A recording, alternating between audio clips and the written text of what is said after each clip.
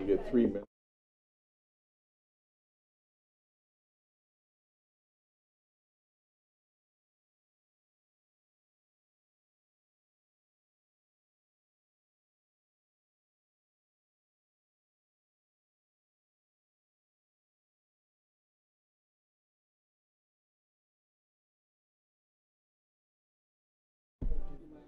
Alrighty. Candy, let me know when you're ready. I'm all set. Okay.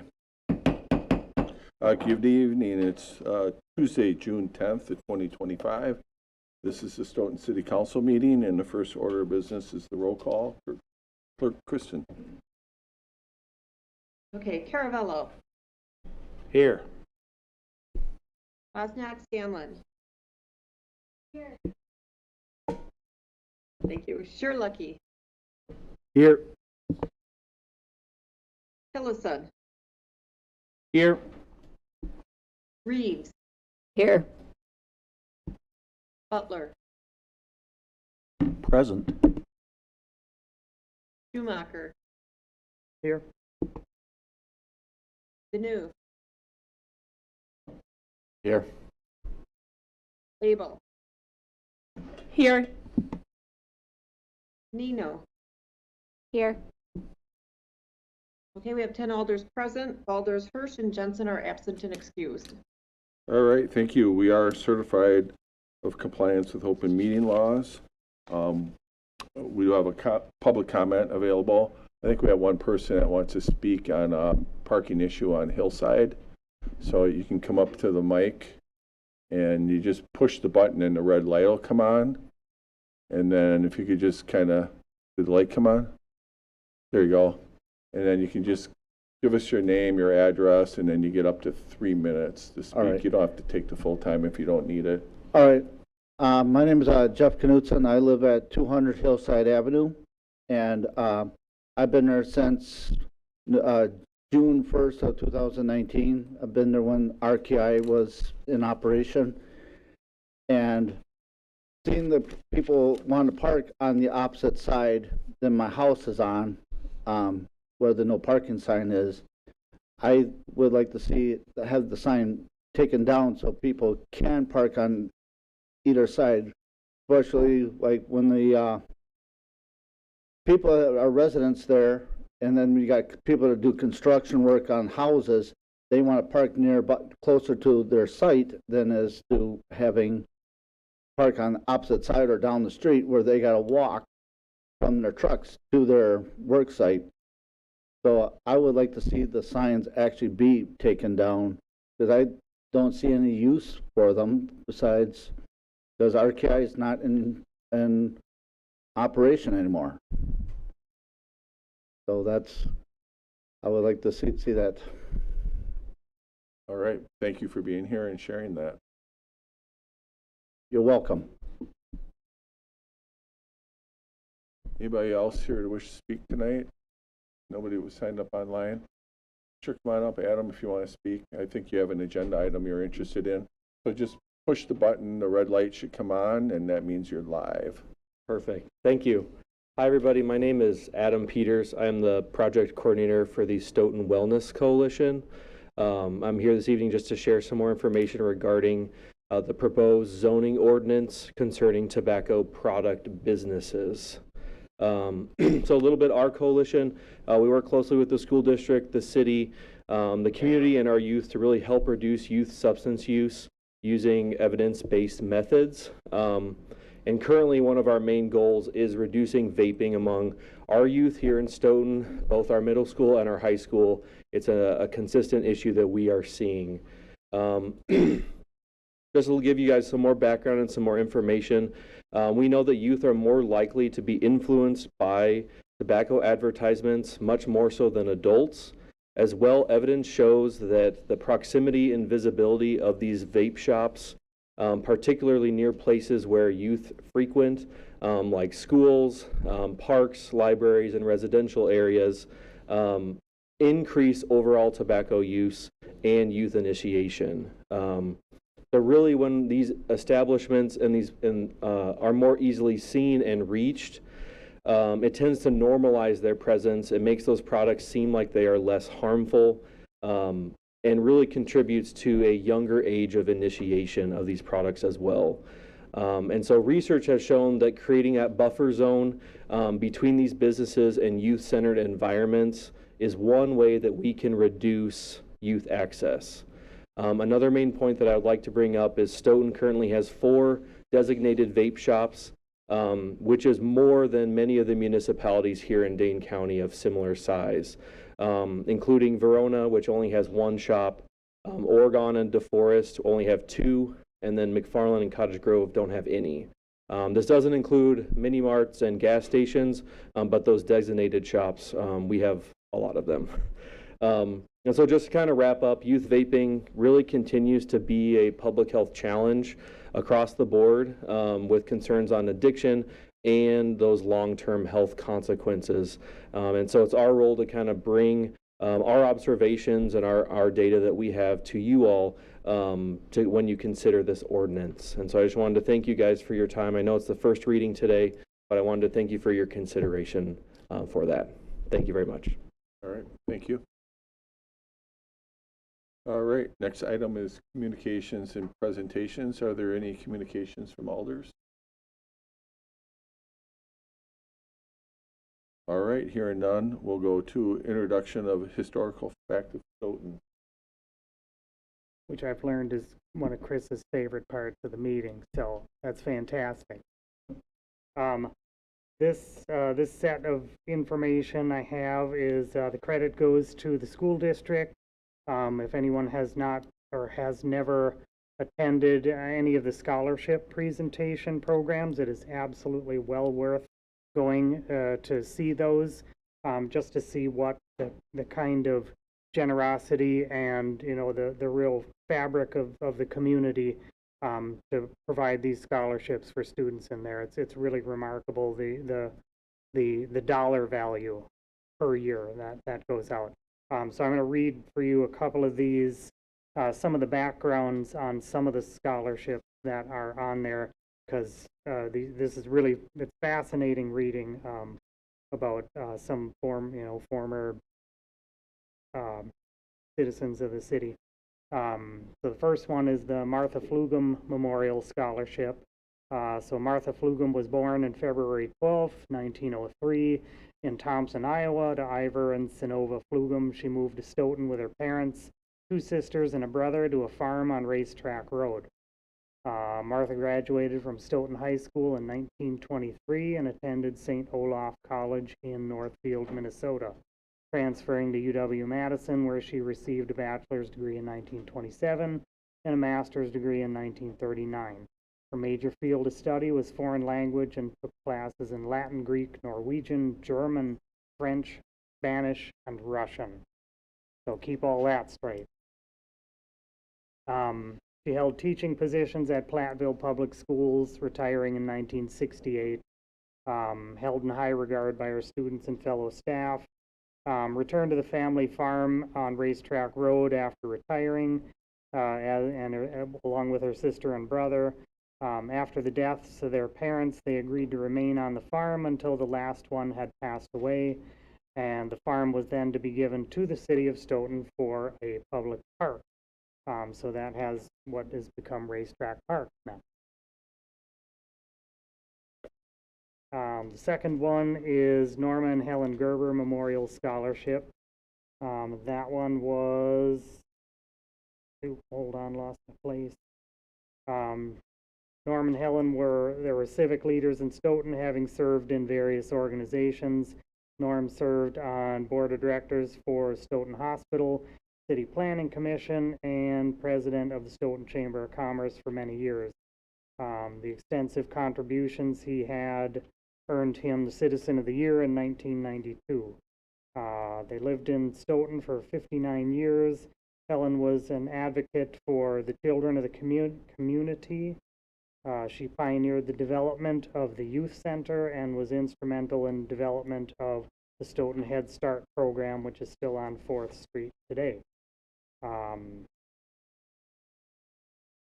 They were also the king and queen of Setnamaya in 1994.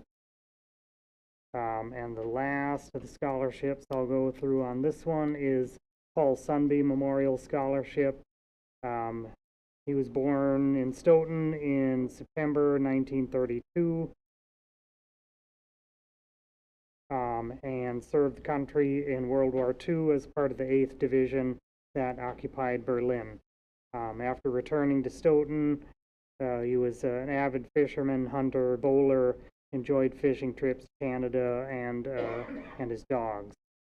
He had passed away in 2009. And largely because of Paul's generosity, the Stoughton Area Community Foundation was founded in 1998. And from the roots of that, hundreds of individuals have donated to the foundation, and the foundation has distributed more than $1 million to individuals and organizations in the Stoughton area. Those are those. All right, thank you. But fascinating little booklet here, if anybody's interested in seeing it. All right, next item is just a kind of a quick update on key budget dates for the 2026 budget process. And Director Krbakowski is gonna take us through that quick. Yep, it was requested by Finance to provide a reminder of the budget dates, and so we're forwarding this on to Council as well, so everyone is aware again of what the important dates are and meeting times or meeting dates that we'll have regarding the budget. Yeah, and so for alders, if you're committee chair, you want to especially look at the CIP committee dates, which are in August 14th, 21st, and 28th as needed.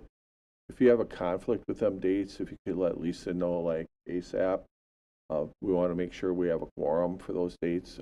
Those typically, we have budget presentations from the leadership team, and we have to coordinate the schedule with them as well. So if anybody has a conflict, just let Lisa know, and we can see if there's other options. We're trying to be flexible and work around vacations and things like that as well. We know everyone gets busy in the summer, especially before school starts up again. Can't believe we're talking about school tonight. It just ended. Mm-hmm.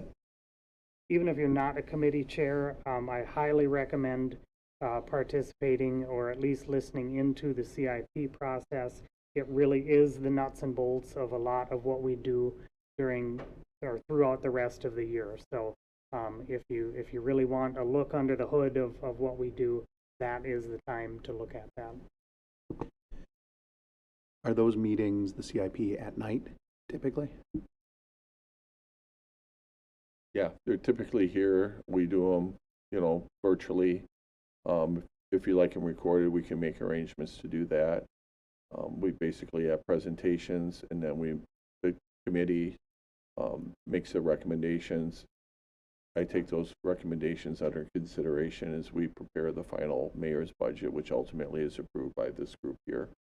So, yeah, as President Schubacher mentioned, the majority of the money that we actually control is in the CIP. Those are buildings, vehicles, roads. Those are parks, are large projects, and that's really the bulk of the budget that we really have the most say on. The rest of it is pretty well fixed within reason. So, all right. You get a good understanding also of what the department's needs are and kind of what they're thinking and their future look. So. Okay. The next item is the consent agenda, and there are many items in the consent agenda. And I've asked Clerk Kristen to just kind of blow through the resolutions that are in there so everybody kind of understands what those items are. I think most of them are approved on an annual basis, and that's just that time of the year to do that. And we just want to make sure everybody understands the differences between the different licenses. So whenever you're ready, Candy, go ahead. Sure, thank you. So I'll start with Resolution 73, R73 2025.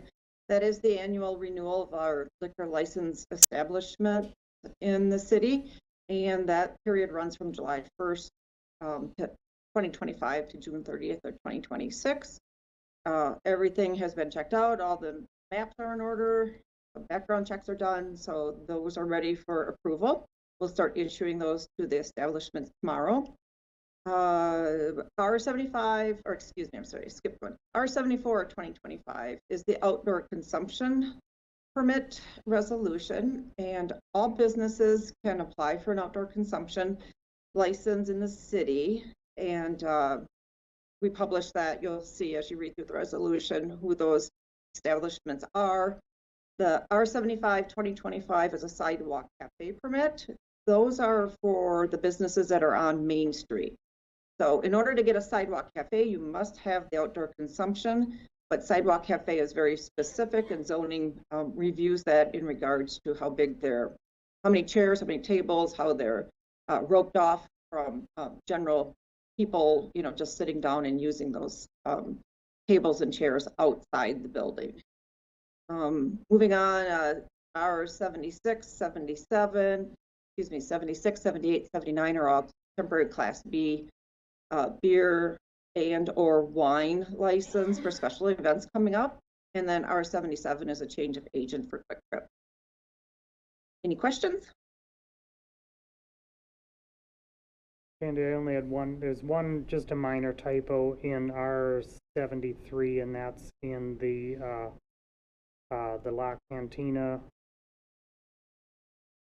liquor license, the Class B license in there. It's doing business as, and just La Cantina is spelled incorrectly. Thank you. All right. I would entertain a motion to approve the consent agenda as presented with that one change. I'll move to approve. All right. Motion by Butler, is there a second? Second. Second by Tillison. Anybody like anything acted on separately? Hearing none, all in favor say aye. Aye. And any opposed? That motion carries. All right. Next item is going to be ordinance 19 of 2025, and that's a first reading. It's going to take a second to find it. Second reading, yeah.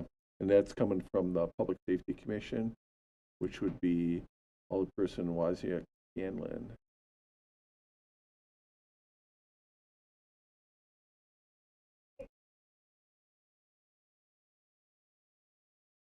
There it is.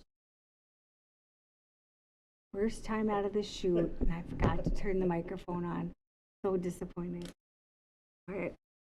So this ordinance is to amend section 70-183, no parking from 7 a.m. to 4 p.m. on school days. No person shall stop or leave any vehicle standing in any of the following locations between 7 a.m. and 4 p.m. during school days except temporary for the purpose, and while actively engaged in loading or unloading or in receiving or discharging passengers. I think we got it all covered there. While the vehicle is attended by the licensed operator. This is located on Vernon Street in front of Paganza School, and has proven over the last couple of months during I want to say renovations, repairs on 51 to be very beneficial to the school and even the surrounding businesses and community as well. So move. Is there a second? Second. Second by Nino. All right. Any more discussion necessary? Chief's here if you have any questions. Hearing none, all in favor say aye. Aye. And any opposed? Motion carries. You get to try it again. All right, I got just a second here to pull this one up. All right. It's ordinance 20. I'm not very good with. Come on, you can do it.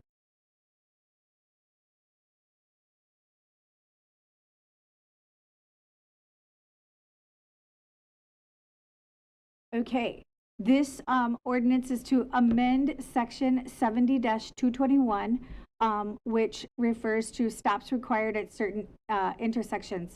So this one sort of partners with the last one, and we're looking to have stops required in both directions on Vernon and Chalet Drive. So move. Is there a second? Second. Second by Alderperson Nino. And any discussion on this one? Hearing none, all in favor say aye. Aye. Aye. And any opposed? None opposed, that motion carries. All right, next one is a first reading. So this one also came from Public Safety or Busy.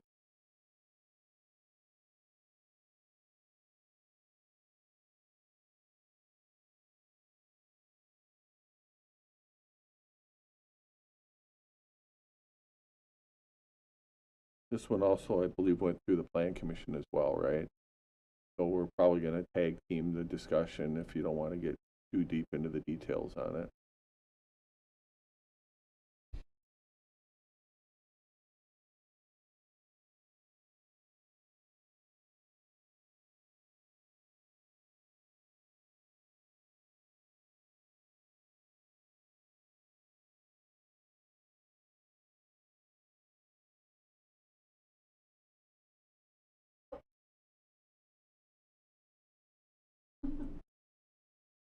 So, this one is about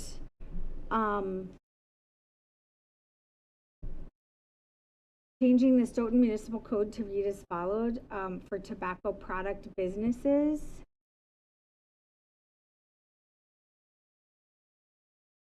It refers to what we had talked to us earlier about.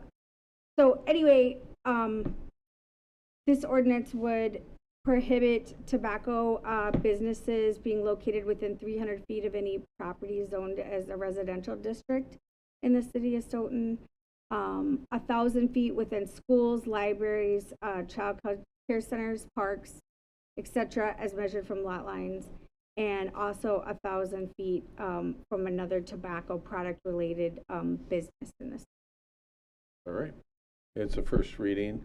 So we had multiple people worked on this. City attorney worked on it. Plan director worked on it. Went through public safety. Adam spoke to it earlier. Does anybody want to elaborate? Start with you. Sure. So I guess there are two aspects to this. So there's the zoning piece, which puts restrictions on where these businesses can be located. And then there's a licensing piece, which mirrors state statutes. So they would need to get a business license from the city, and your ability to reject those licenses is very limited under state statute. So the ordinance basically mirrors what the statute says, but the zoning ordinance is where we've got a lot more discretion. So we put minimum distances that these tobacco stores can be located from other areas. And I think we define it as like 10% of their floor space being used, at least 10% of their floor space being used for tobacco sales.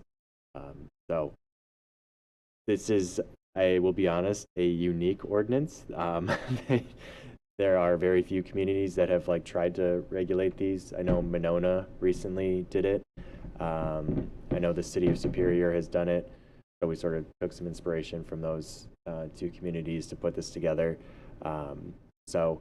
But we feel confident that with the license mirroring state law and our zoning regulations that, you know, we've checked all our boxes and the ordinance is defensible, just establishing locations for where these businesses can be located. Yeah, and I'll just add, and then Director Munz-Pritchard can elaborate. We chose to go the path that just work directly on the ordinance. Some communities did a moratorium. And to me, that was this false sense of security, and I don't know how enforceable that would have been if somebody would have tried to lease a property, for example.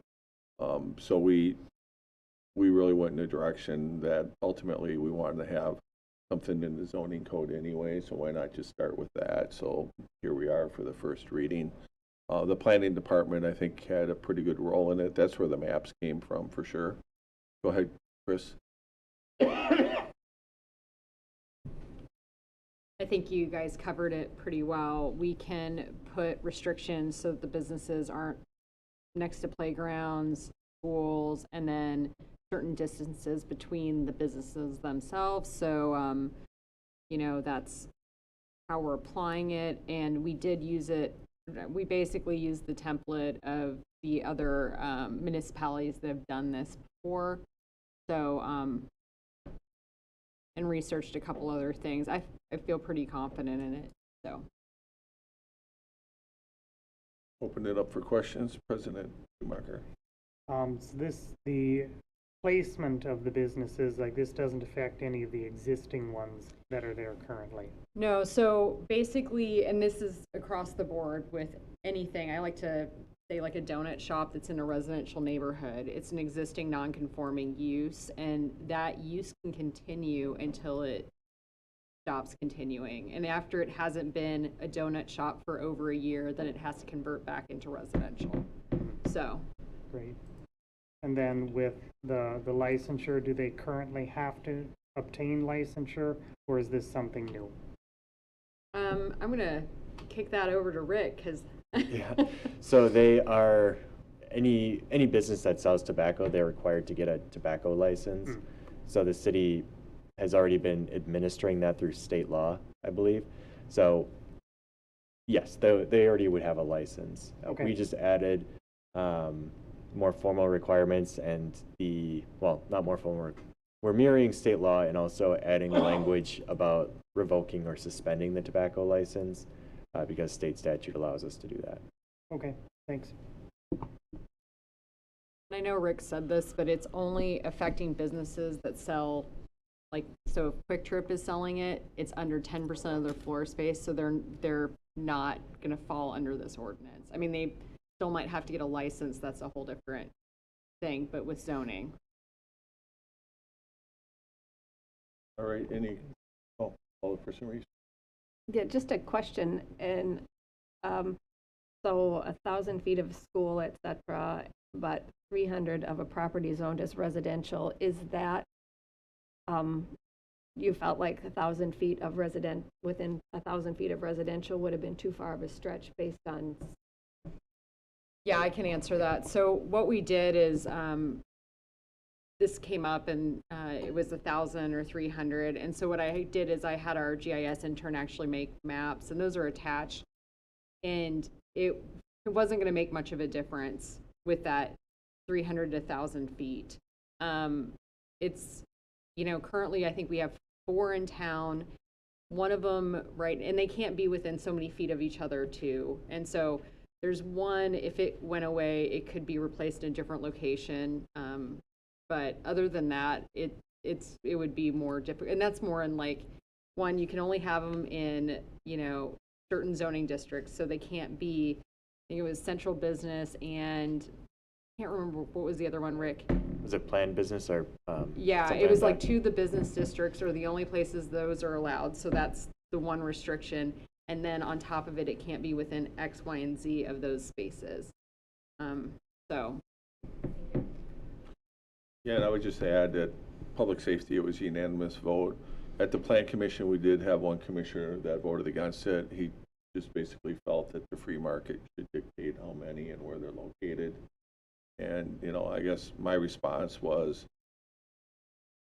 the legislation at the state and federal level, they haven't even agreed on what the age requirement should be to sell the stuff. And we're trying to protect our youth. I think we have a responsibility to do something and not wait for them to do it. So this is the action that we're recommending we take. Alderperson Abel. I found it really interesting that we have 4 when similar municipalities have like way less. Is there a way to like restrict how many we have in the future, or?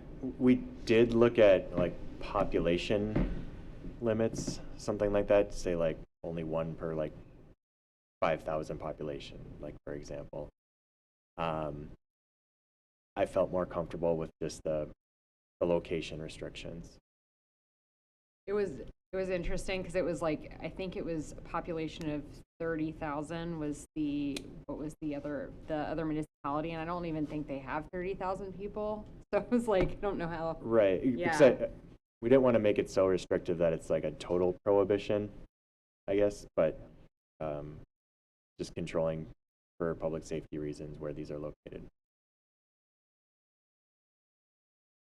Yeah, and, you know, with alcohol, that basically is how it's regulated. As much as I don't agree with some of the alcohol legislation, it's still better than it is on vaping and smoking. So that's why I felt a need to take action. You know, I think there's room for improvement there, but there's only so much we can do on this one here. We feel comfortable that we can at least do this and try to help address the problem. We know that it's an issue at the high school because the students tell us so.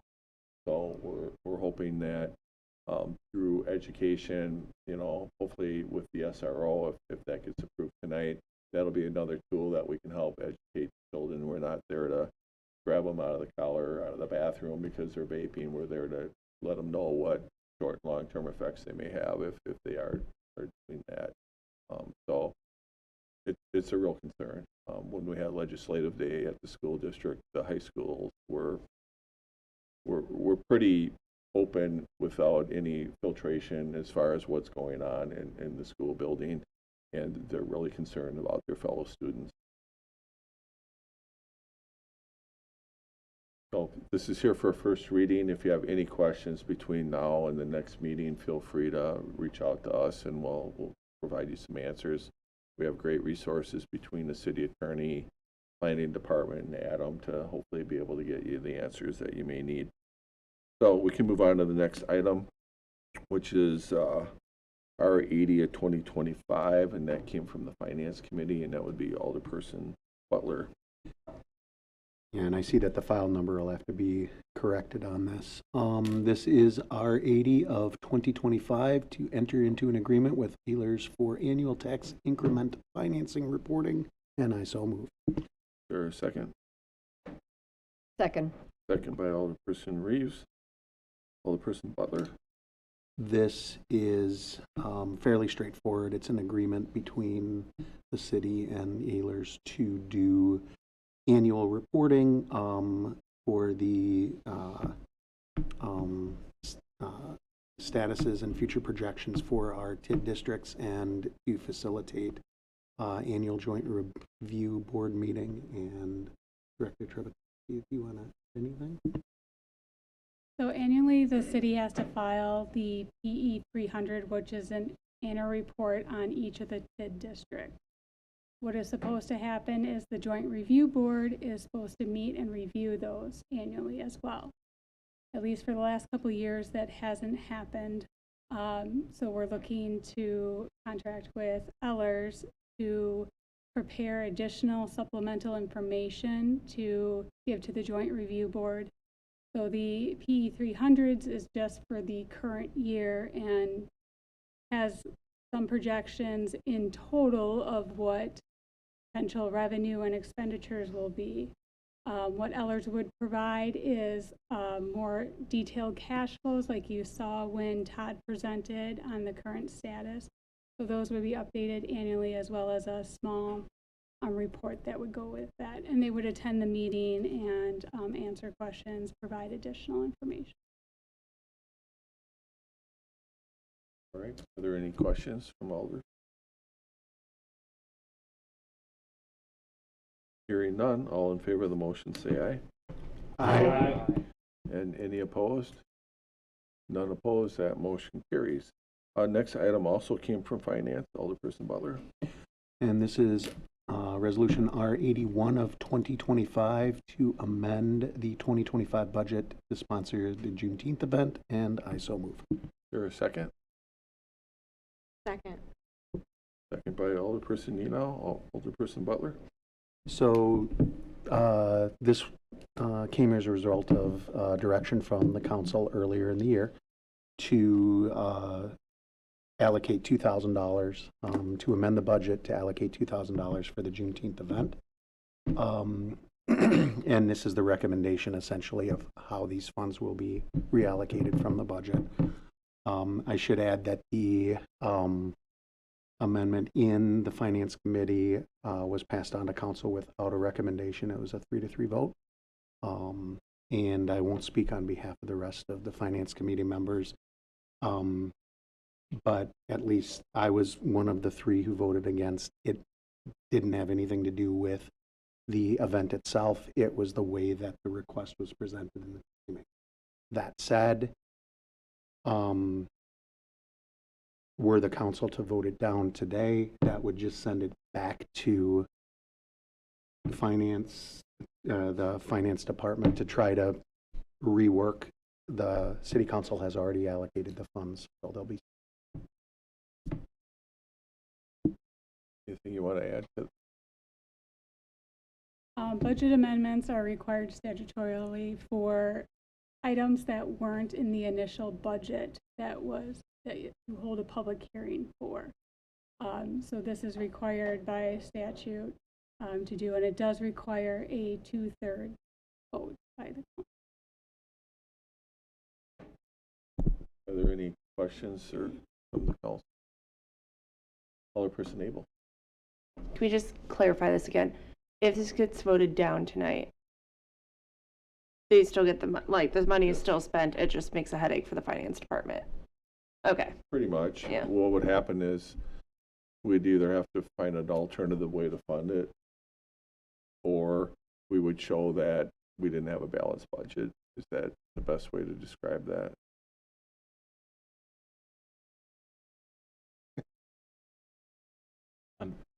Was it, the concern was it wasn't presented properly? Is that why there's a concern about that? I'm confused on. Yeah, it was presented after the budget had been approved as a standalone request, well outside of the normal timeline. And there had been conversations around that before. I don't know.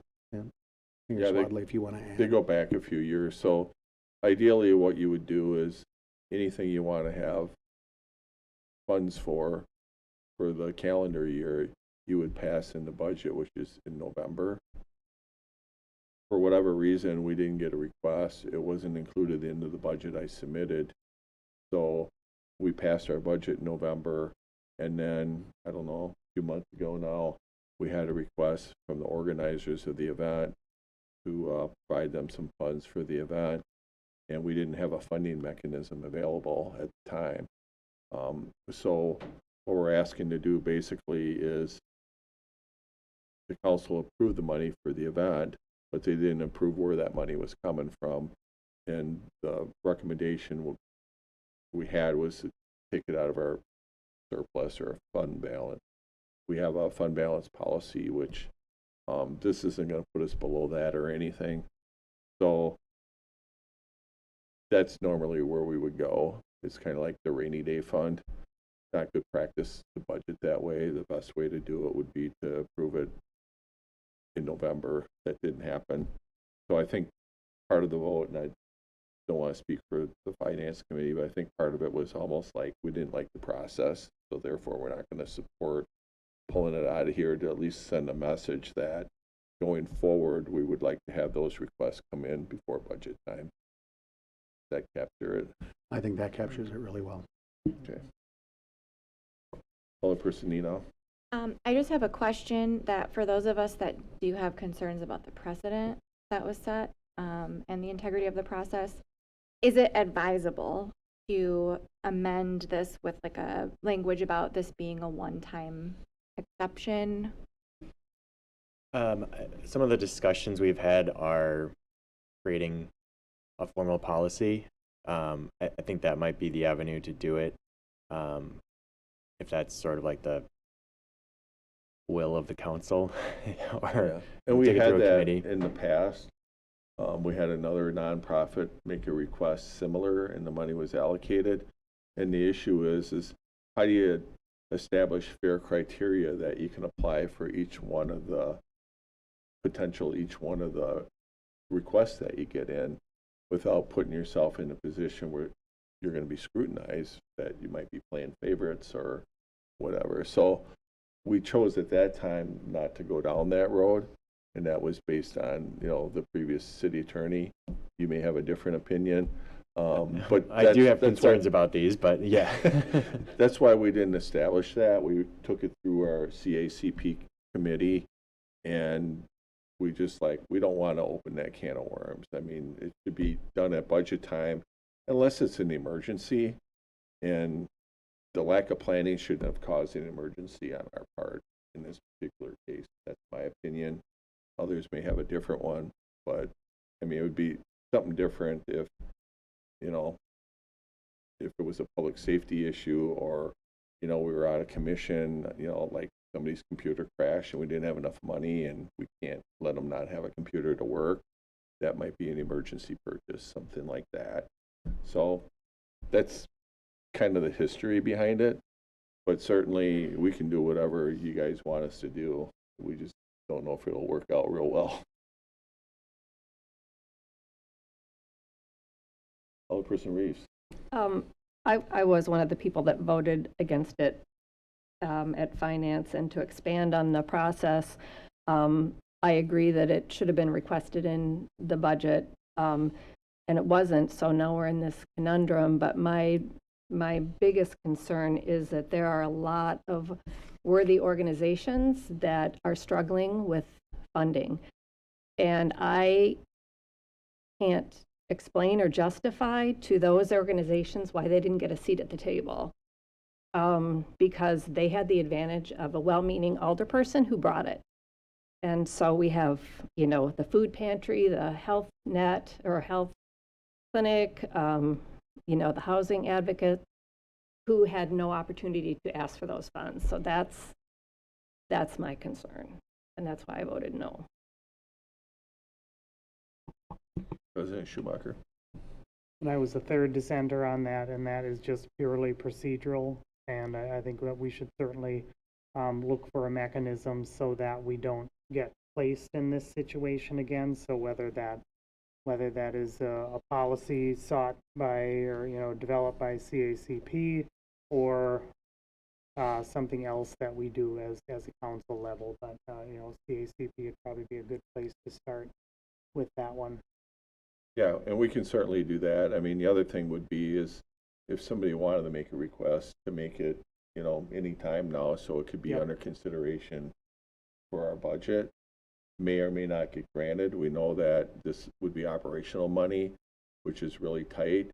Any money that we give out for all the worthy causes is less money that we have to pay our staff and our other operating expenses, which continue to rise much faster than the amount we're willing to collect revenue for. So it really it creates a conundrum. I have major concerns about what's happening at the federal level and the impact it might have on the state and on the county and even on us locally in certain departments. We're going to feel a pinch. As Alderperson Reeves said, everybody's going to want a seat at the table, and to do it outside the budget process, to me is just not acceptable. And you all have to decide how you want to handle that. We'll do whatever you want, but it's a big can of worms to open if you open up that process, because we do have limited resources, and anything that we give out means we have to cut back somewhere else. And budgets are tight. We could sit here all night. We've all experienced it, and it's not getting any easier. Fortunately for us, we don't rely as heavily on the federal money as, say, the school district, for example, but there is going to be a trickle-down effect, especially at the Dane County. 40% of their budget is human services.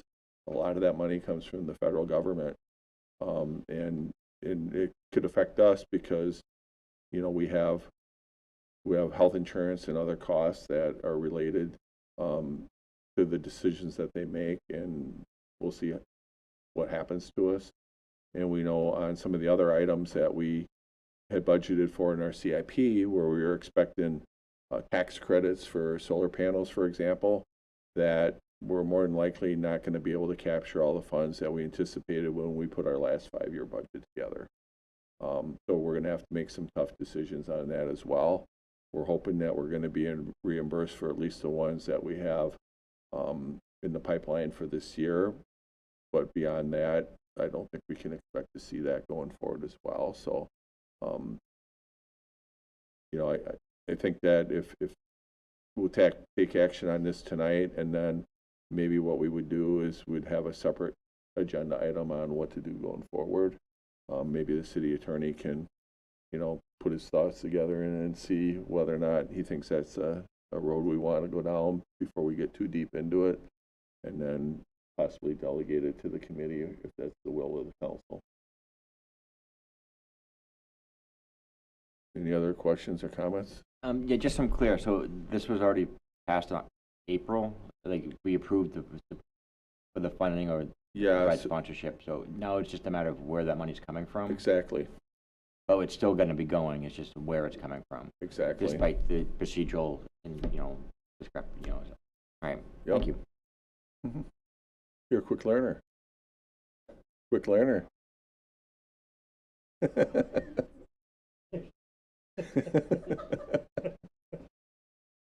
All right. Any other questions or comments? Okay, so we have a motion and second. We know we need a 2/3 vote, so all in favor, say aye. Aye. Aye. And those opposed, No. No. No. or noes? So I'm thinking it fails. You want a roll call? Yeah? I'm hearing a roll call is in order, Candy. Yeah, and it's members elect, so it's 2/3 of the, 12? yeah. Okay.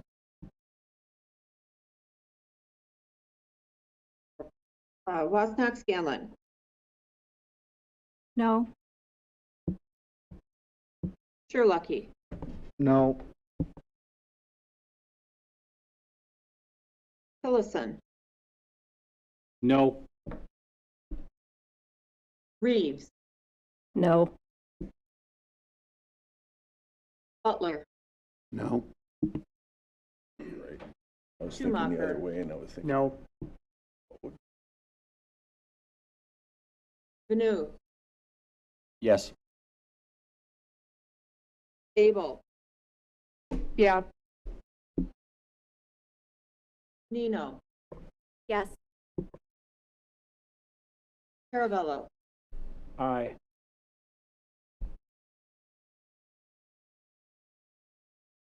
okay, we have 6 alders no and 4 alders yes. All right, so the motion fails. Okay, so we'll have to figure out what our other options are. And we'll go on to the next item. The next item is ordinance 23 of 2025, and that's establishing a pocket neighborhood overlay district. This is a first reading coming from the planning department, Alderperson Caravello. And let me bring this up. Yes, this is ordinance 23 of 2025, a first reading, ordinance amending chapter 78, establishing section 78-518, pocket neighborhood overlay district, PN-O parentheses. And like I said, this is a first reading, establishing I don't know, I guess I'd call it a different thing for Stoughton, which is a pocket neighborhood is a clustered group of 4 to 12 dwellings oriented around a common open space, which I think is kind of an exciting option for a developer if they see it that way, and I think especially it could be used in infilling a unique or maybe a difficult space for a good-minded developer. But since Chris, our planning director, is here, I'm going to let her elaborate. So the council want the short version or the long version? I'm guessing you guys want the short version. All right, so this has I mean, there is a lot the here. pocket version. Yeah. There is the pocket version. That's great. there is a lot here, so if there's something that you need beyond the short version, reach out directly to Chris, and she would be excited to walk you through the long version of it. Thanks. Essentially, this is going to be an overlay district that allows for cluster development. And it is something you see more on, I would say like more on the West Coast, but it had, somebody from the RDA had approached me about it. I had oddly already drafted a ordinance years before at another community, so I already had the work done. And I brought it to the Plan Commission and was like, is this something you guys would like to pursue? And they said yes. I think they reviewed it over the course of probably 5 meetings. And then this is where we sit with this ordinance today. If you are really wanting to know more about it, I can sit down with you, but there's also a PowerPoint presentation that was done at one of the meetings that really steps through and has a lot of good examples to show you kind of how those are set up.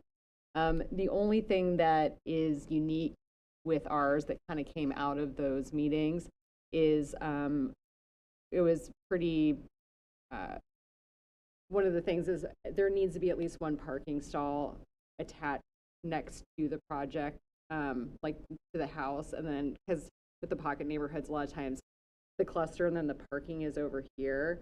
And I think with just winters and all of that kind of stuff here, that was one of the things that's the only thing that's really set apart from other areas that you would see this. But they've been around for probably 20 years, give or take. And we already had somebody reach out about it, to be honest with you.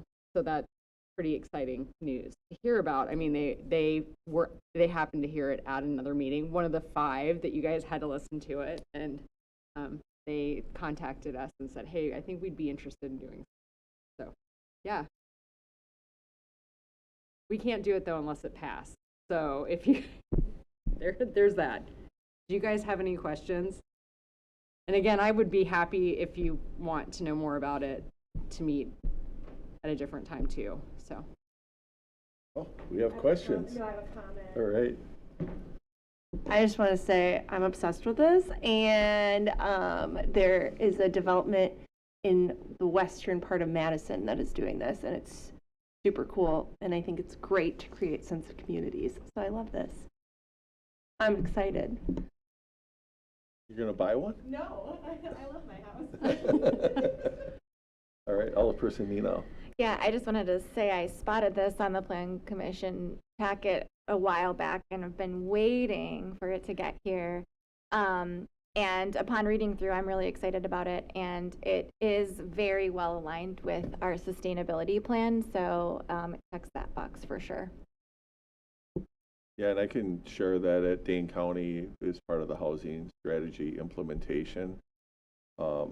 This has come up, what do they call cottage? Yeah, it was interesting because they were like, what do you guys think of cottages? And I was like, we're passing it right now. And like everybody at the table got real quiet because apparently we're one of the first people that's like a smaller community to be doing this in Dane County. And they were so excited about what we were doing, they even changed it to a pocket neighborhood. At the county level. Yeah, I would, yes, they were like, they changed it in the ordinances, like the template. So yeah, they were going to call it, what was it, cottage something? that was like when I was in Colorado, so you showed up. That's how most realtors refer to it as. He was really excited though. He was like, Chris, I got it changed, like at the Dane County level. I was like, it was a close vote too, so I was at the table for that one, so I was supporting it. But yeah, this is potentially pretty exciting. Hopefully we can find somebody that wants to execute it once it's approved. So this would be back in 2 weeks. Yes. At the next meeting. So if you have any. Unless the enthusiasm is such that we want to wish to waive the rules and push it ahead in a first reading. That is a possibility.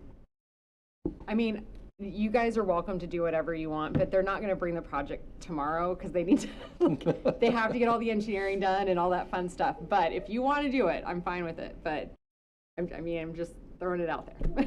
So we just want to show them that we're just as enthusiastic. Alderperson Sherlucky. So could you clarify the parking situation again? So can there be attached garages Yes. to these? Yes, Okay. there can be attached garages, but I think I worded it as one parking stall attached to like the property essentially. And then they can have I'm gonna call it a satellite, even though it has to be X amount of feet from. So it's at least one parking stall, but you can absolutely have garages. The way that they're. Do you have more than one? You could have like a You just have to have a minimum of. Yeah, and so normally what would happen, yeah, you have to have at least one parking stall that's Okay. adjacent to the house. Like, it doesn't necessarily need to be a garage. Yeah. But that was like the one thing that was unique that and I was, I kind of agree. And Tim was there, and I also got in a fight at the Dayton County thing when I was invited.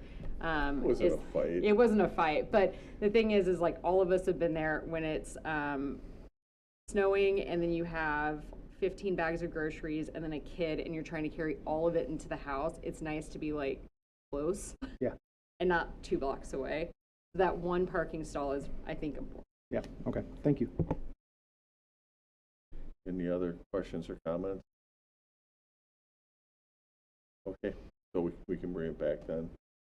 There's no rush, but certainly feeling the enthusiasm. If we are approached, we can let them know that we think there's a good chance that this is going to be implemented, so that's exciting. Well, I'd say to make a motion to pass through to the second reading. Am I saying that right? Yeah, you'd be waiving the rules. Waiving the rules. I mean, there seems to be a lot of excitement for this, and I'd say let's just move forward. Second. Second, all right, I need now. There's no discussion to waive the rules, and it takes a 2/3 vote. All in favor of waiving the rules? Aye. Any opposed?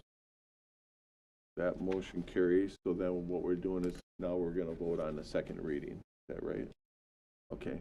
So I would need a motion for the second reading. Motion for a second reading. All right. Is there a second? Second. Second by Nino. Any discussion?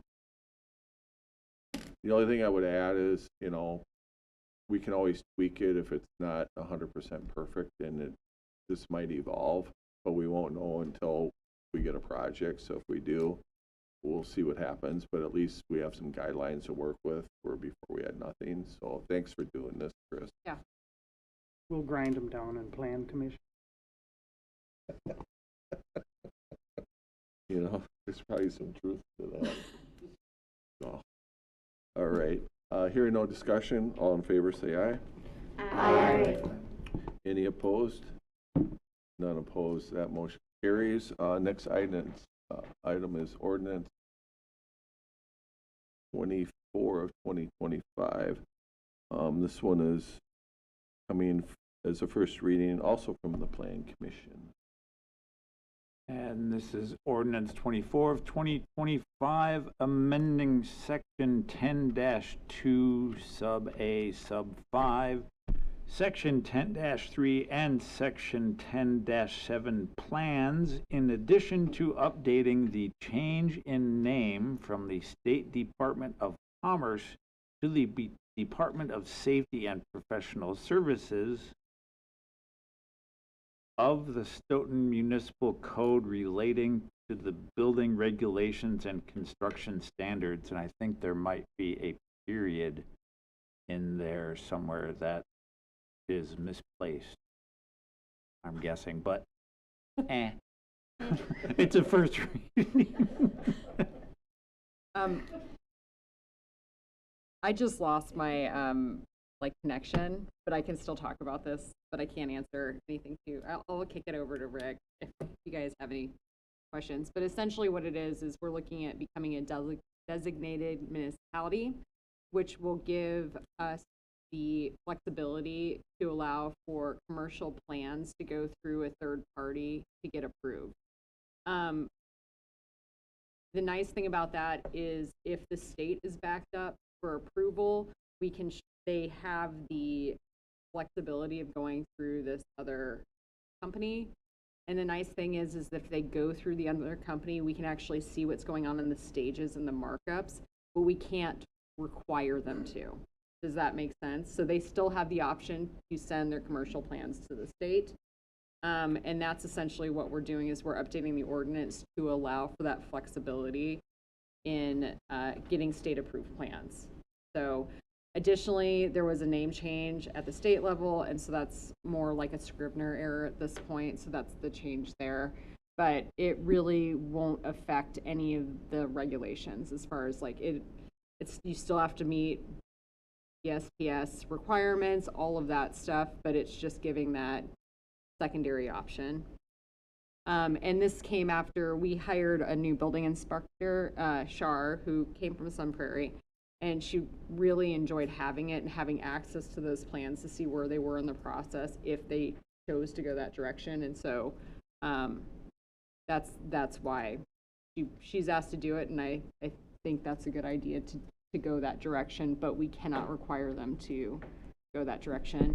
There is a small like charge that goes along with this, so it basically we end up, I think we might make, I was explaining this at the Planning Commission, I think we might make money as in like $10 like a year situation, so it's not gonna like solve budgetary, but we're essentially breaking even on it, so that's what's going on here. All right, anything you want to add, Attorney Manzi? I guess the follow-up to this would be if this passes, we would be looking at contracting with a third party. So the building inspector previously worked with a company that did really great work in Sun Prairie. So this wouldn't be handled in-house. It would be a contracted service, but like Chris mentioned, it would be something that the applicant pays for. So they pay whatever the fees are charged by the third party. So we're currently reviewing the agreement with that third party, but that would come after this if the council decides to become a designated municipality. All right. Any questions or comments? This is the first reading. If not, and something pops up in the middle of the night, you know where to find us. You can send us an email and we'll be glad to give you the information you need before the next meeting.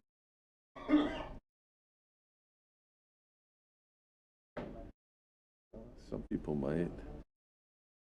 All right, we'll go on to the next item, which is R82 of 2025, and this one came from it went through personnel and went through public safety. It was at finance tonight. Who would like to introduce this one? You'll do it? All right. This is Resolution R82 of 2025, authorizing and directing the proper city officials to approve the intergovernmental agreement for the Student/Staff Resource Officer SRO program and hire an officer to backfill the position that is vacated by the existing officer that is assigned to the SRO position. And I so move. Is there a second?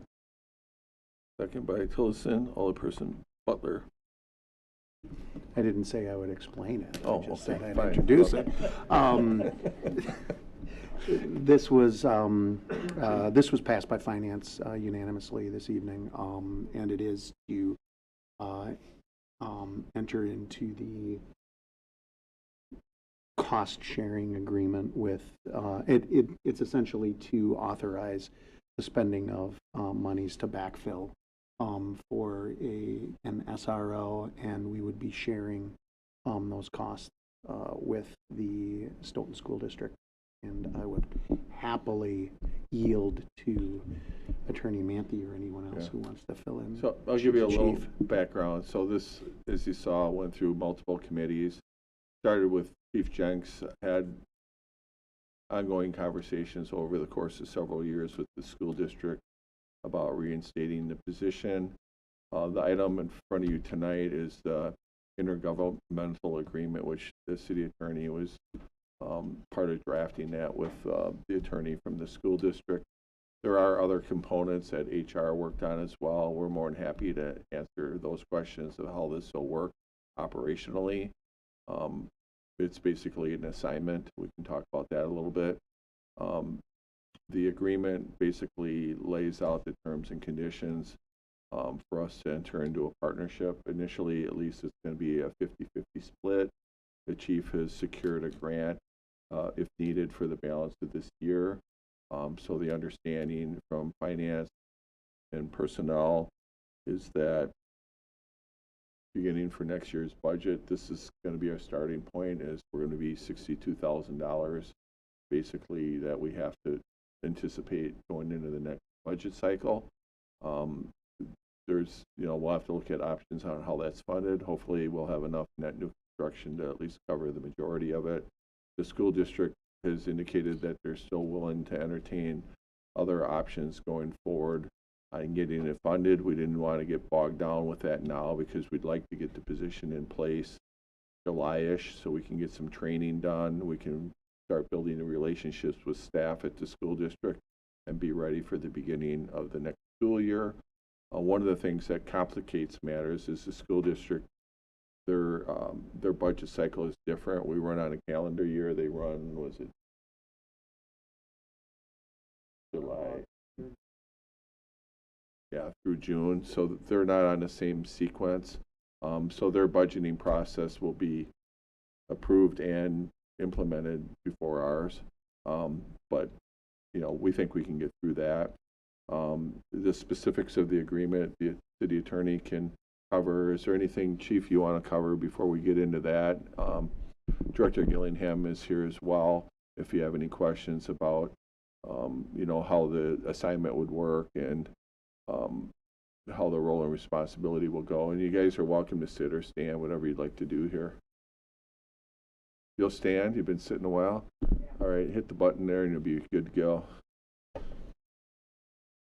So from the employee standpoint, we are going to have what's called an MOU, a memo of understanding, and that'll be for the assignment that the mayor was just talking about. That's an internal candidate that we currently have that would move into that position. The next part would be backfilling that, and we already have a list of 2 candidates that we would be hiring from external, and you have that list from the PFC. Right, so yeah. the hiring. Candidates participate in their hiring process this spring. They are certified by the Police and Fire Commission and good to go. Any other questions? Right. Anything that you want to cover in the agreement, Attorney Mann? Just broad picture, I guess. So it is a 3-year agreement, but it's there's flexibility for both parties to back out. So, I mean, it's essentially sort of like an annual renewal. If halfway through the school year, either party decides they are no longer interested in participating in the program, we would provide notice. We have to provide notice, I think it's like 30 days prior to June 30th or like the end of the contract year. And then basically the school district would provide the 50-50 funding for that contract year, but if the agreement's terminated early, the funding wouldn't be there for the remainder of the contract or the MOU. So there is the funding risk there, but I would say that's fairly standard in these types of MOUs, that the school district and the community share some of the costs of the program, but both sides can basically back out of it fairly easily. That's been my experience with these, so it's not out of the norm. Attorney Manthe, can you talk a little bit about the opportunity to change out the SRO should they not be happy with the performance? Yes, so the school district can request a change in the SRO officer. Basically, there's an understanding that the parties would work together on assigning a new officer to that role, because we want to make sure that it's a good fit for the schools. So if the school district is not happy with the officer, there is a process for them to notify the police department, and then we would work on assigning somebody that would be a different SRO officer for the position. And Chief, if you can talk a little bit about what the review process is for that officer in the school. So as we've talked about before in some of our committee meetings, we want to stay very close to this. This is a very new idea, in 2025, and we want to look at ways we can succeed. And we have a new employer review program that we use internally now. We're going to, of course, include the SRO in that. The point of contacts have been established on both the school's end and our end, where we're going to have 2 supervisors talking to each other and looking for ways we can improve. Again, Dr. Keyser had stated, and I do apologize, he sends his regrets for not being here tonight, my manners. The idea is that if we're going to try to avoid these situations where, you know, we have to pull the SRO, we're going to try to mold this and work with the school district and staff to make this successful. So you were also focusing more on, with the truancy piece, instead of it being corrective action, if you could talk a little bit about that? Well, obviously, the one main component is school safety, first and foremost. But then there's a couple other things, the education end of it. So we have the SRO available to help with some of these issues, as we had talked about. You mentioned vaping, for instance, and then just the relationship building and informal counseling. So it's like a three-prong approach. And less heavy on discipline. Focus is going to be a learning environment and building relationships. Yeah, and I think it's important to note and appreciate Dr. Keyser's leadership on this issue. This is something that, you know, he championed, as well as the administrative staff, and certainly the school board has already passed it. You know, they expressed their concerns. I think the chief did a nice job, you know, working to address them at the meetings. Chief and President Schumacher and I attended multiple meetings so we could hear those concerns. The student members on the school board also supported the concept of the school resource officer, so they were speaking on behalf of the students. But we know there are some students that just won't be comfortable around an officer. We know that. We feel like we can work with that and hopefully help bridge those gaps and build those relationships as well.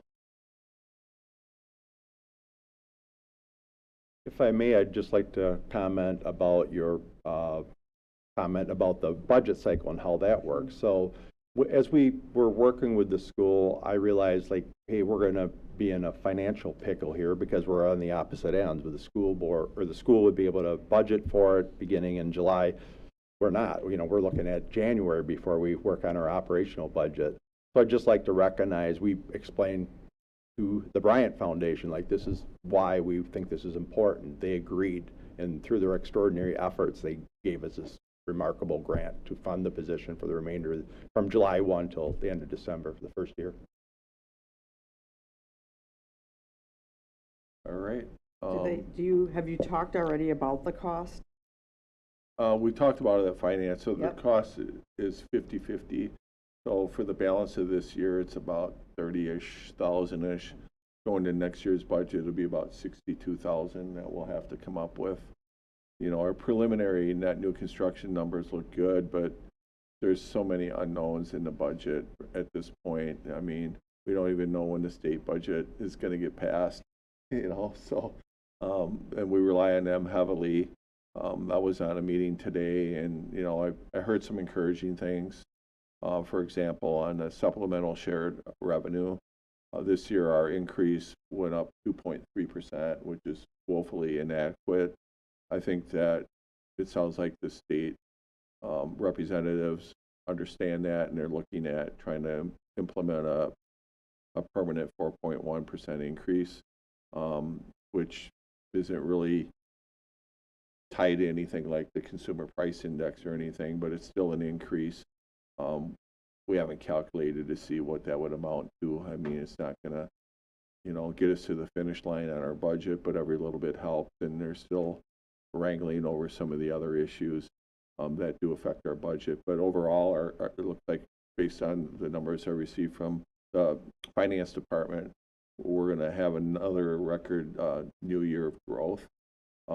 And we think that's going to continue. So whenever we go into a budget and we're talking adding staff, we want it to be sustainable funding wise. So we feel pretty confident we're going to be able to do that, unless something extraordinarily goes south at state level on funding. But at this point, even with the division, it doesn't feel like that's going to happen, because all municipalities are in the same position we are, whether it's a blue district or a red district. So I think that on that particular issue, I think they're going to come together and hopefully at least not make matters any worse than they already are. So I'm encouraged by that. Mayor, I think it's important also to share, I know we talked about it at finance, but in the event that this program should end prior to the third year, going through the 3 years, the individual that we hire to replace the officer that's receiving the assignment to be the SRO, that individual that's doing the replacement would be the lowest person on the totem pole. That would be the position that if we had to let someone go, that's who would be let go, not our person with the longevity. Correct. Yeah, and I would just add, that would be the last resort. Right. Because we know that we're not overly staffed in that department anyway, much like other departments where we're kind of at the bare bones. And the way we're growing right now, we know we need more staff going forward anyway. So at some point, I'm sure we would have had at least a request for an officer regardless of this position. Absolutely. At least in this case, the school district's going to help offset some of that cost. Correct. Any other questions? Anything we missed from the attorney? Nothing to add, unless there are Alright. questions. Any questions from alders? All right, we have a motion on the floor. All in favor, say aye. Aye. And any opposed? None opposed, that motion carries. Thank you. Thank you very much. All right, thanks for being here. Next item is our 83 to 2025. This one's coming from the Plan Commission. There it goes. And Alderperson Caravello. And this is approving a 2-lot certified survey map located at 1521 East Main Street, Stoughton, Wisconsin. Parcel number 051109280609, 051109281555, and 051109281457. And I so move. Nicely done. Is there a second? Second is 8675309.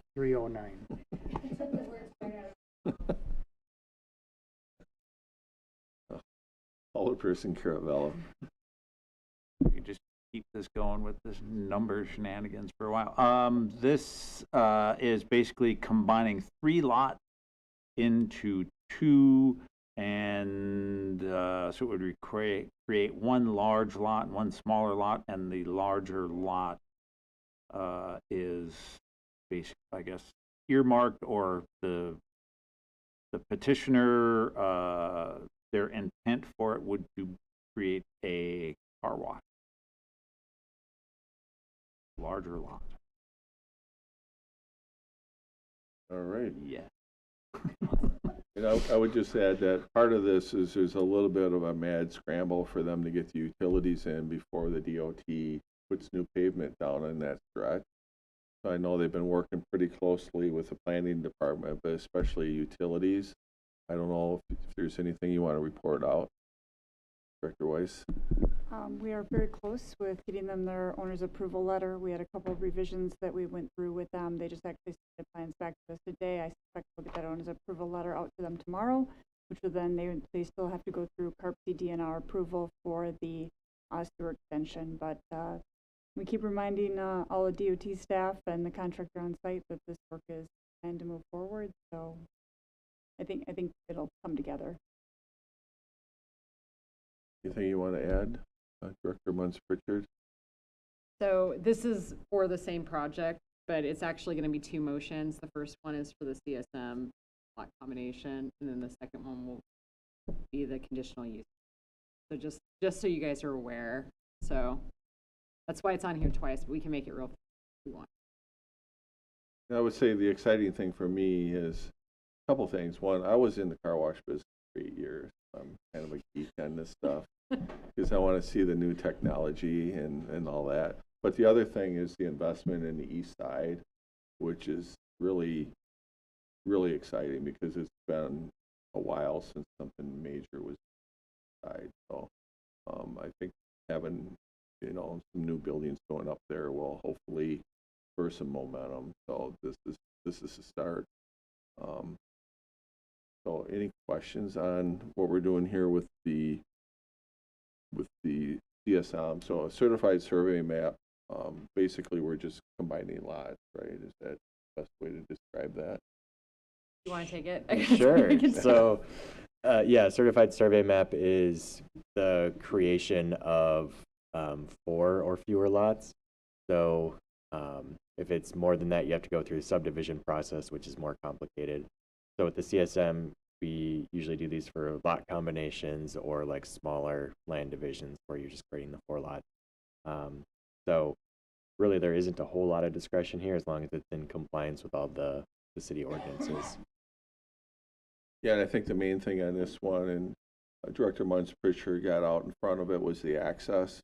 Anytime that we're trying to do something on Highway 51, the first thing we tell the developers is to talk to the DOT and make sure you can secure that before we invest any time and money into these projects.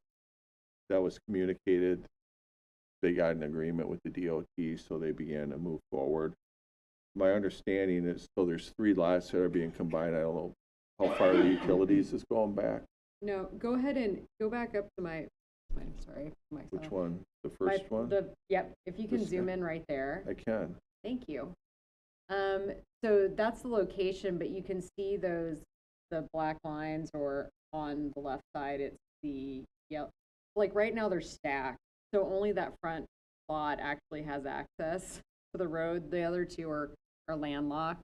And essentially what they're going in and combining it and then splitting it in half. So, and they were only approved 1 driveway, so it's a joint driveway easement that'll be recorded with the CSM through this process. Does that make sense? So they're going to develop on half of 2 Yes. lots or half of 3 lots? Well, it's going to be 2 lots when it's finished. Okay. So if we can, I think it's on here if you want to scroll down, but it's going to be 2 lots when it's finished. And the left side lot is going to be the car wash, and the right one is currently vacant. I'm guessing that they're going to be, so it's somewhere in the packet. That also includes the DOT access. And so go back up. So actually go back that way. Okay. Yeah, so right there, right? Here? Yeah, stop right there. So Okay. that's lot 1, and that's the one with the car wash. Lot 2 is going to be to the east because it's actually, so north is this way on it. And the lot 2 is smaller, but it's still meeting those minimum requirements of the lot size in this. Okay, so it's not buildable? It is, it's buildable. It's meeting all the minimum requirements, but it's smaller, but it's still Okay. meeting minimum. Okay. All right. And we're going to get utilities to it. That's what we're working on. So right now, actually, there's a water main that runs on this block, but there's no sanitary sewer. So what we've worked with them on is there is sanitary sewer further to the west on Main Street, but to basically allow for others potentially someday to connect to the sanitary sewer, we're actually requiring that they connect to Chalet and bring the sanitary sewer then up to this location. One thing that we are allowing here, we have a policy internally that we don't allow utilities, I should say, services to be extended because there's liability. Sanitary sewer, that lateral is owned by that private property owner from our main into the property. Also with water after the curb stop that is now privately owned because of the concrete, ultimately this will be a concrete roadway. We are given an exemption so that that other lot can be developed at some point in the future because we know that there's momentum here. The properties on the north side are actually in the township, so they don't have the opportunity at this point in time to connect. Is that like indefinitely, or is that for the longevity of this road? Let's say 30 years and they haven't developed it, and they go to DOT goes to replace the road. Would they have to take it out at that point, you think, or? We are definitely looking at that. There's a property actually on the section from 5th Street to Harrison. That property has had, because of it being under concrete at this point in time, it's had a water service for a long period of time. I've notified the landowner of that. If you don't have a use for it, it's been there, then it's going to need to be abandoned. And so he's aware. He's got basically 3 years notice to make a determination there if that's going to continue. Otherwise, we have a lot of liability there. If that service starts to leak, whether it's on the public or private side, ultimately the utility is going to have to take up those costs. We don't have a real customer there. to associate to that cost, and we can't leave it just run indefinitely, so. There's no revenue coming in there either. Correct. Okay, thank you for that. Any other questions on this one? Hearing none, all in favor say aye. Aye. And any opposed? That motion carries. Next one is R84 of 2025. This is the conditional use permit. Alderperson Caravello.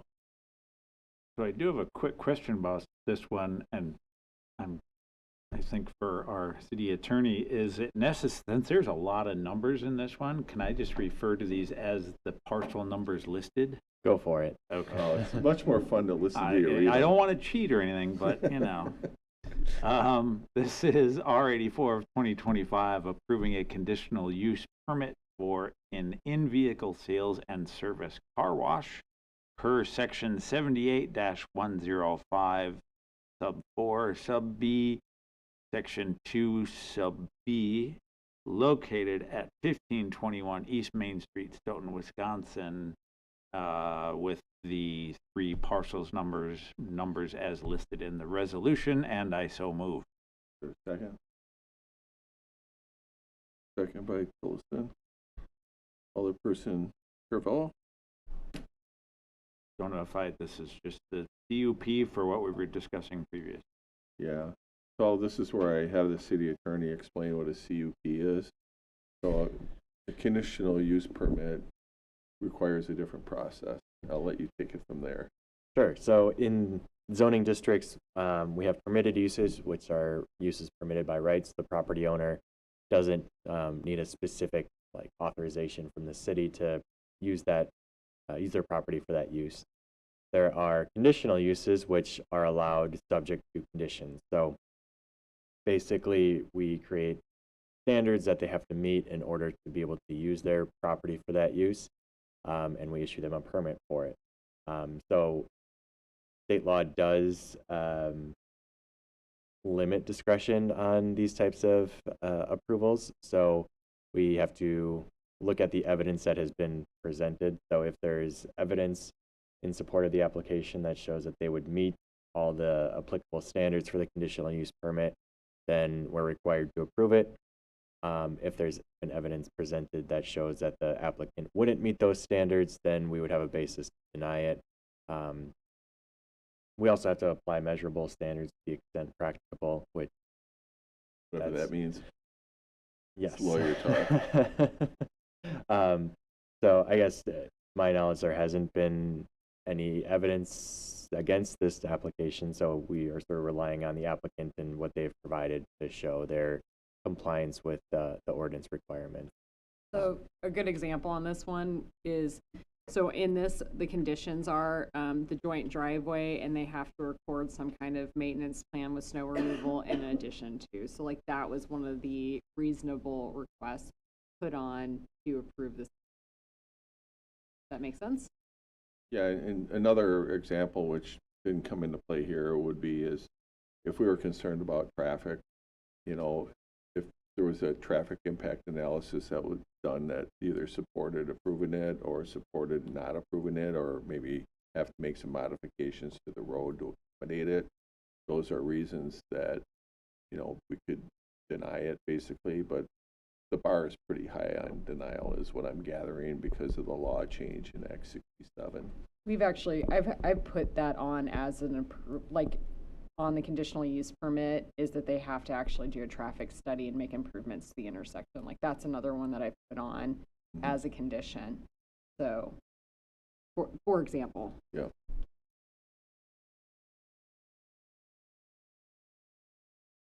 Any other conditions that you want to highlight, or were those pretty much it?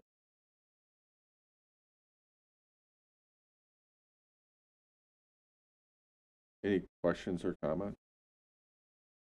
And just on page 4 of this document, towards the upper section of page 4, towards the top, is a good illustration of the lot 1 and lot 2. Oh, okay.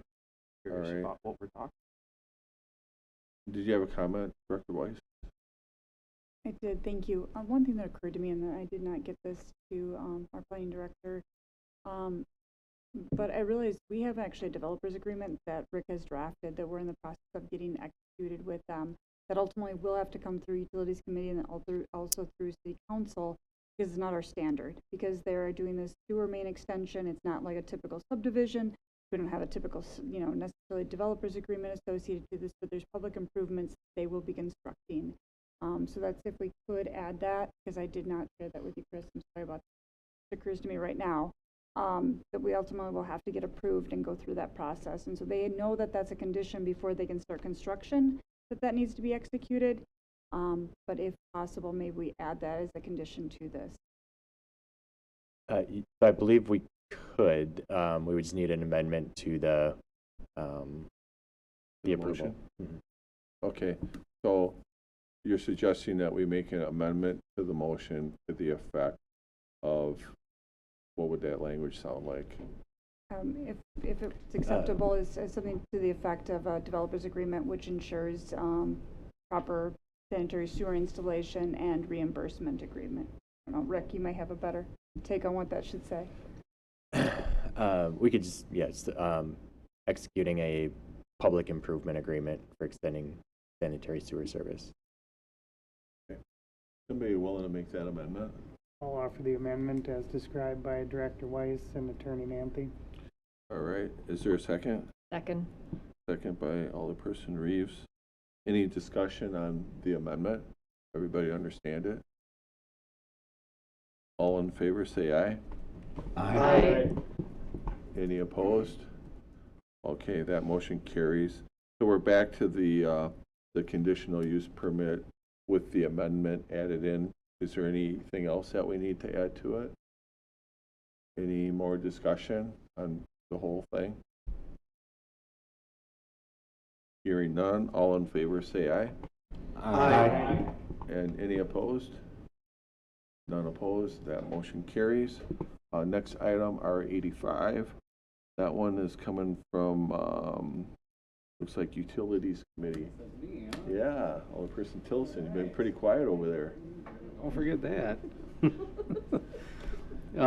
This is R85, authorizing and directing the proper city officials to acknowledge receipt of the Stoughton Utilities 2024 audit report and management letter. And I will pass explanation to Director Weiss. All right. And you're going to move it, right? Oh, and I, yes, thank you. Make a motion. Okay, is there a second? Second by Alderperson Abel and Utility Director Weiss. I'm not going to be able to say that too many more times.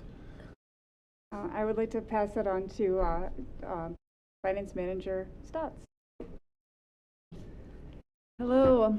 Included in your packet is our full 2024 audit for the electric, water, and sewer utilities. I'm not going to go over the entire audit. It's pretty lengthy, but you can at your leisure if you would like. I'm happy to report that our 2024 audit went well for all three utilities. If you'd like, I do have in your packet the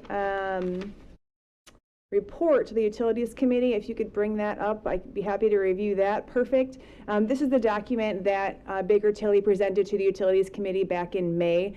It highlights the metrics that we use in Utility World to kind of judge the health of the utility. So if we start, if you want to go up a page, Mayor, we'll start with the electric utility. So the electric utility ended 2024 with a 4.06% rate of return. We are authorized at 6.2%. If you recall from our budget presentation last fall, we are planning to go in for a rate increase here in 2026. And this, or the result that we have here is showing in addition for that need. Estimated right now is 6%. I'll reevaluate that when we go in for our budget process here in the coming months. Moving on, the unrestricted cash reserves. Our target for the utility for all three is 6 months for each of them. We're really close at the end of 2024 on the electric utility with 5.62. So we're close to our internal target there of 6 months. So that looks good. The other metric that we use for the electric or for the utilities is debt coverage. That also is strong. In 23, you'll see one of the questions that came up at Utilities Committee was why is there a significant jump in that number in 2023? You'll see it goes up to 14, and in 2024, it's 15.89. We're required to have at least 1.3 months of debt service on hand. In 23, we paid off some debt, so that number shrunk, which then increased it. So that is why that looks a little odd. But that question did come up at utilities, so I wanted to make sure I pointed that out to you tonight. So overall, the electric utility, strong position in 2024, so we're doing well there. You'll also see at the bottom, they have us investment in capital. What that means, it says 92% equity and then 8% debt. What that means is that our infrastructure, 8% of it right now was purchased with debt that we have outstanding. The other 92% we quote own, right? So we've paid for that. We don't have any debt on the books for 92% of our infrastructure. The auditors do point out that sometimes that can mean that we have aging infrastructure and we're not actively putting dollars back into our infrastructure. That is not the case in our electric utility. We just have been fortunate that we've been able to pay for our projects with our cash on hand, which is another reason why we look to have that 6 months on hand for all three of our utilities. Any questions on the electric? All good news. Moving on to water, we ended the year with 4.7% rate of return. We are currently authorized at 4.9. However, the rate of return authorized at the PSC is 6.3%. We just got our water rate increase passed. It is effective July 1st here in 2025. So you'll see that number change here at the end of 2025 when I come back next year with the 2025 results. But I wanted to point that out. It ended up being about $4.88 increase for the average residential customer here for our 25 rate increase. So I wanted to take that opportunity to provide that information back to you as to what that result was.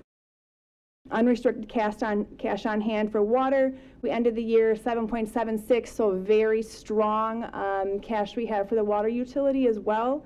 So that's good. We're meeting our target of our 6 months there as well. And then our debt coverage, we're required to have 1.3 months. We had 3.2 at the end of 2024. So water utility, again, ended the year very strong. Any questions for water? All good news? Okay. And then lastly, our wastewater utility, because the wastewater utility is not governed by Public Service Commission, it does not have a rate of return. So that is not included in this document that Baker Tilly put together. But the other two metrics, the cash on hand, again, our target is 6 months. We ended 2024 with just over 6 months. So a wastewater utility is doing well cash-wise as well at the end of 24. And then our debt coverage, we are required to have 1.1 months. We ended the year with 3.5 months. So all good news for all three utilities. If you have any more questions or want any more in-depth information on the audit, I'd be happy to discuss that with you. But just wanted to give you a quick update as to how the audit went. So tonight before you, you are accepting the audit in full, and that's part of our historical process here. Right. Any questions or comments on the audit?